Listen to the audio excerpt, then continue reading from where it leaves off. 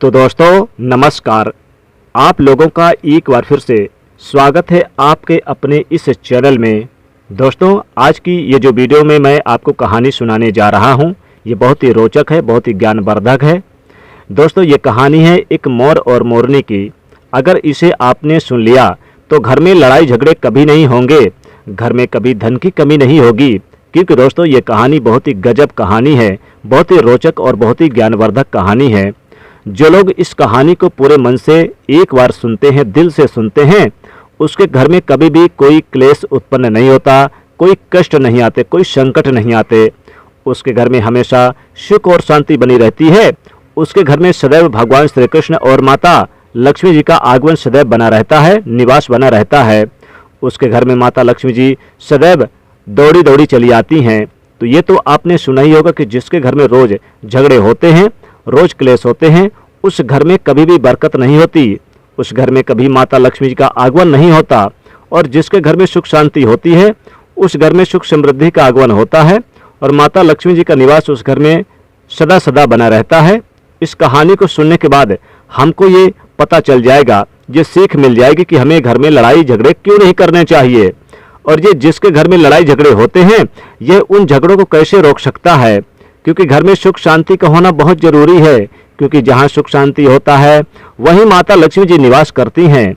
जहाँ क्लेश उत्पन्न होते हैं, लड़ाई झगड़े उत्पन्न होते हैं, वहाँ पर माता लक्ष्मी जी का वास नहीं होता है, वहाँ से माता लक्ष्मी जी दूर चली जाती हैं, दुख और दरिद्रता का निवास होता है।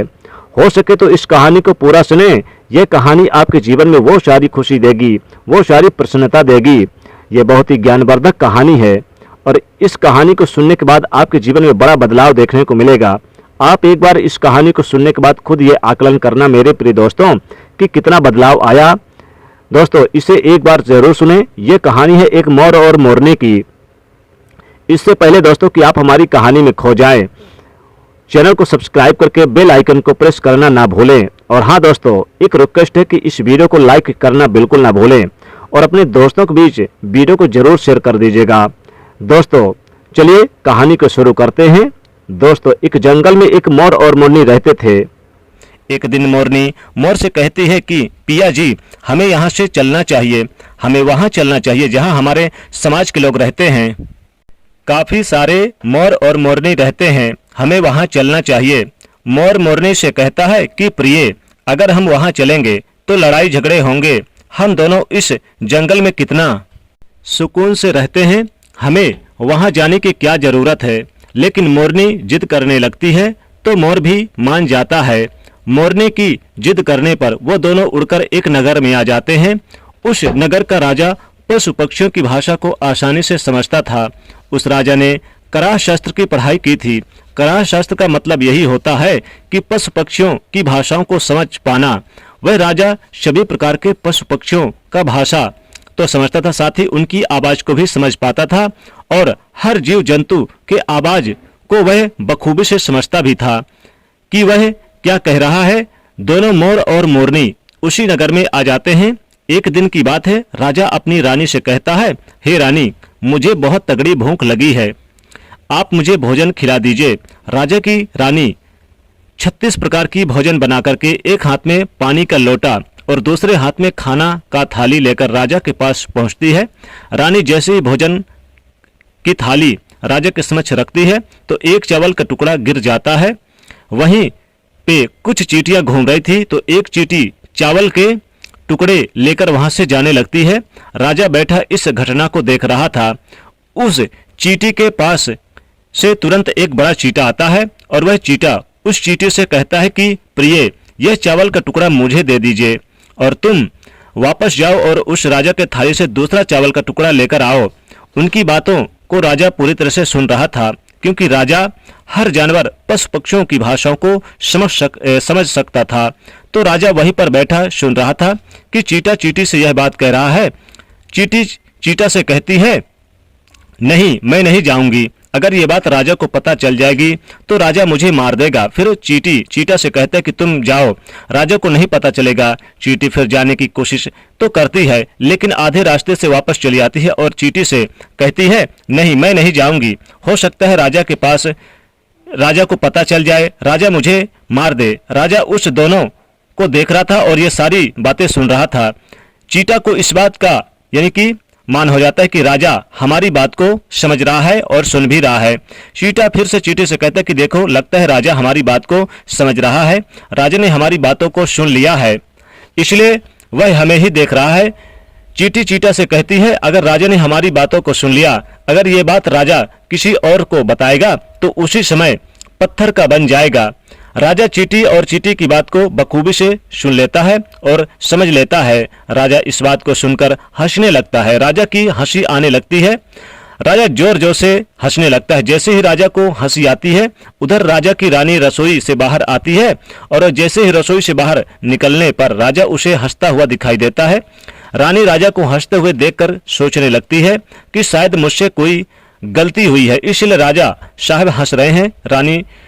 रानी राजा के पास आती है और कहती है कि हे महाराज, क्या मुझसे कोई भूल हो गई, कोई पाप हुआ, क्या मुझसे कोई गलती हुई कि आप इतने जोरों से हंस रहे हैं? राजा रानी से कहता कि नहीं नहीं, ऐसी कोई बात नहीं है, मुझे बस यूं ही हंसी आ गई। रानी जिद करने लगती है और कहती है कि आपको मुझे बताना ही पड़ेगा, आप क्यों हंस रहे थे? राजा बार बार मना करता है, क्योंकि राजा को पता था, क्योंकि चींटी ने कहा था कि अगर मैंने चींटी वाली बात किसी को बताऊंगा तो मैं पत्थर का हो जाऊंगा, इसलिए राजा रानी को यह बात नहीं बताना चाहता था। लेकिन रानी बार बार जिद करती है और कहती है कि आपको मुझे बताना ही पड़ेगा, आप क्यों हंस रहे थे? अगर आप मुझसे सच्चा प्रेम करते हैं, अगर आप मुझे अपना रानी समझते हैं तो आपको ये बताना ही पड़ेगा, आप क्यों हंस रहे थे? अब राजा बड़ा धर्म संकट में पड़ जाता है। राजा सोचता है कि अगर मैं ये बात रानी को बताता हूं तो मैं पत्थर का बन जाऊंगा, और फिर सोचता है कि अगर मैं नहीं बताता तो रानी का विश्वास खत्म हो जाएगा। रानी बहुत ही जिद करने लगती है। कहते हैं कि त्रिया हट और बाल हट बहुत तगड़ी होती है, इन दोनों हट से हमेशा बच के रहना चाहिए। रानी के त्रिया हट के सामने राजा को झुकना पड़ता है।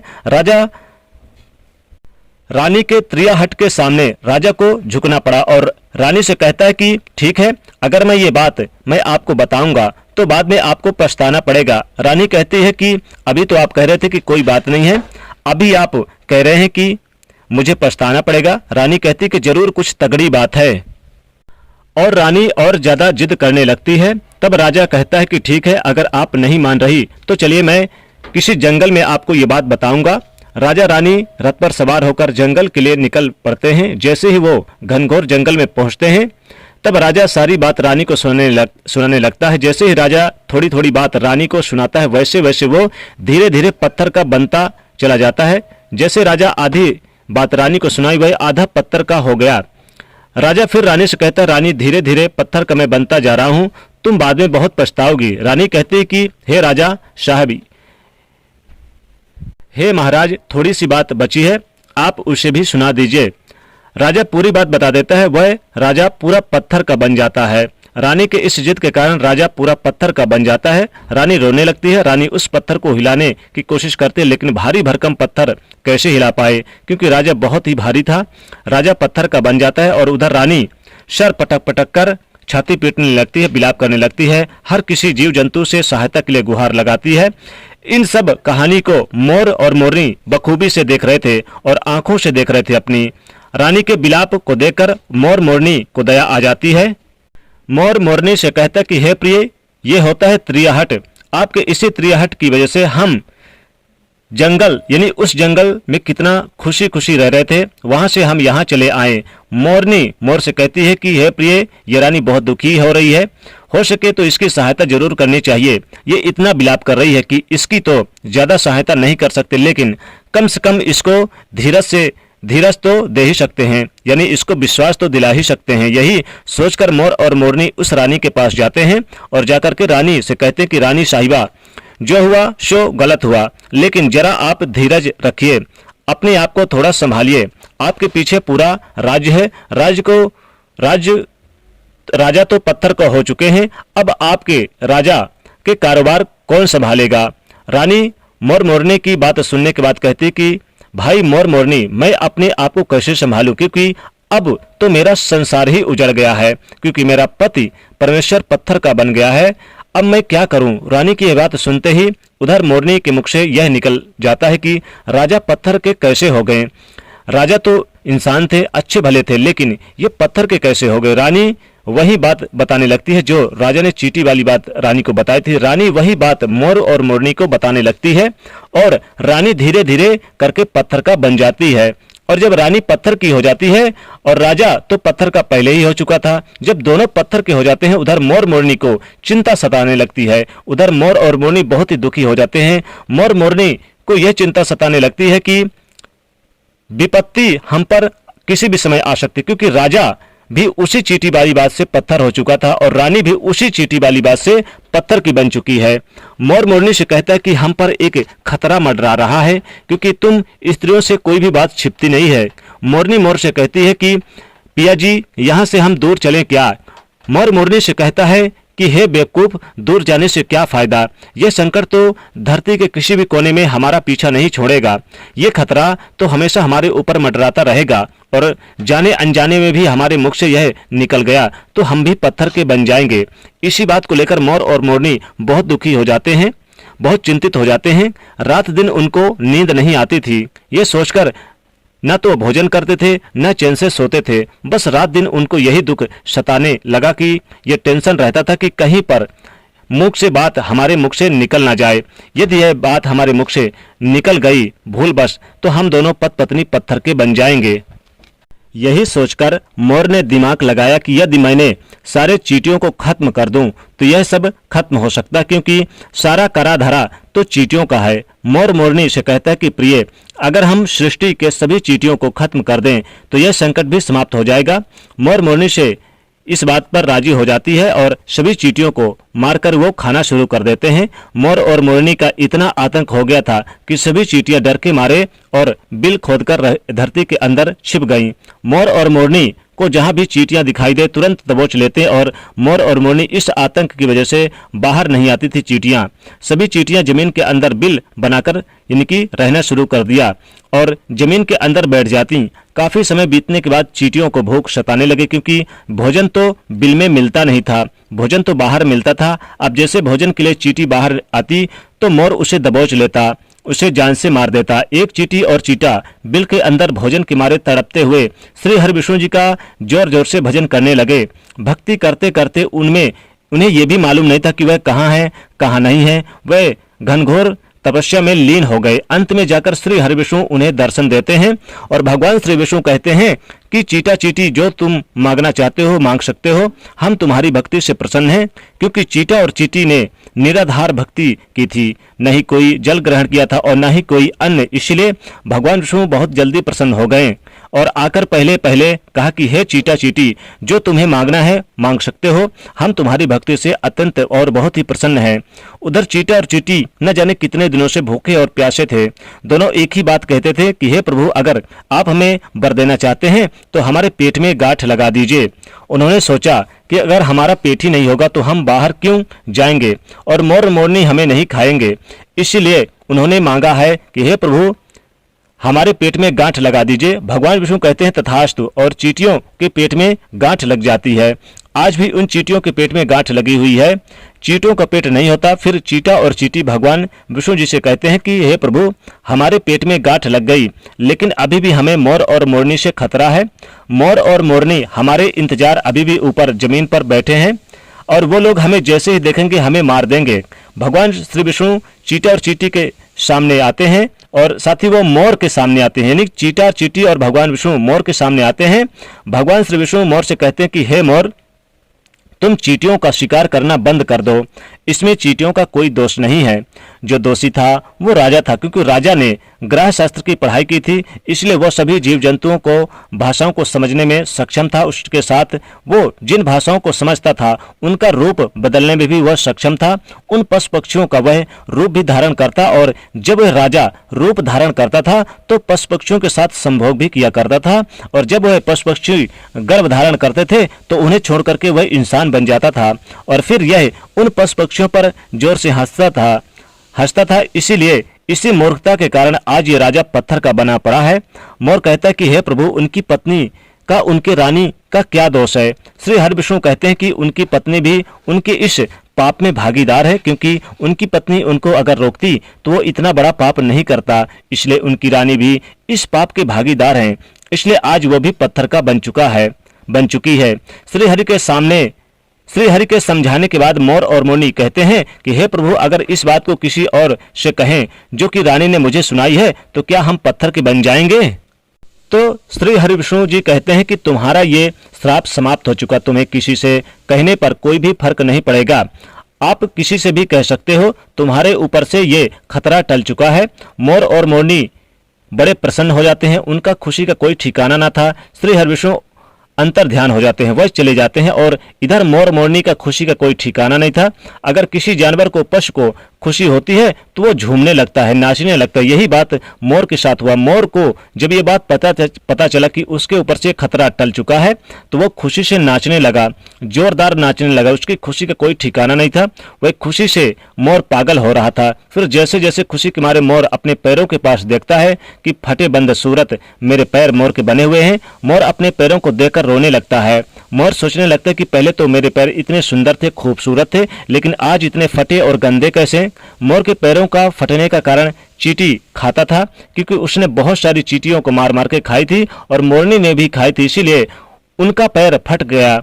आज भी कोई इंसान अगर चींटी खाता है तो उसके शरीर में छोटे छोटे दाने पड़ जाते हैं, और यदि आप ज्यादा मात्रा में चींटी खाते हैं तो आपका बदन भी फटने लगेगा।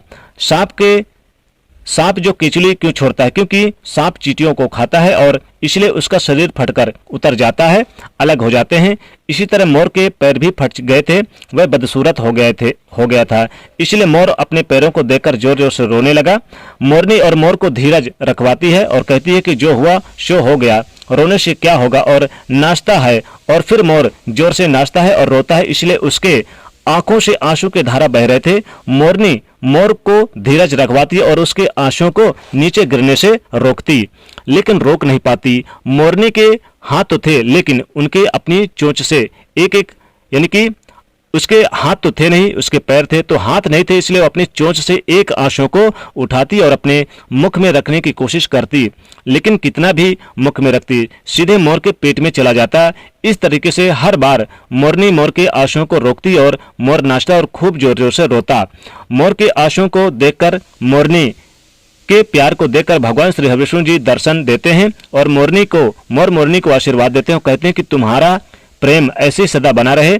इस आशीर्वाद की वजह से, अब इसे आशीर्वाद समझिए या श्राप, इसकी वजह से मोर कभी भी संभोग नहीं कर पाता, क्योंकि मोर जब नाचता है उसके आंखों से आंसू गिरते हैं और उन आंसुओं को मोरनी पीती है और उसी आंसुओं के कारण मोरनी गर्भवती हो जाती है। भगवान श्री हरि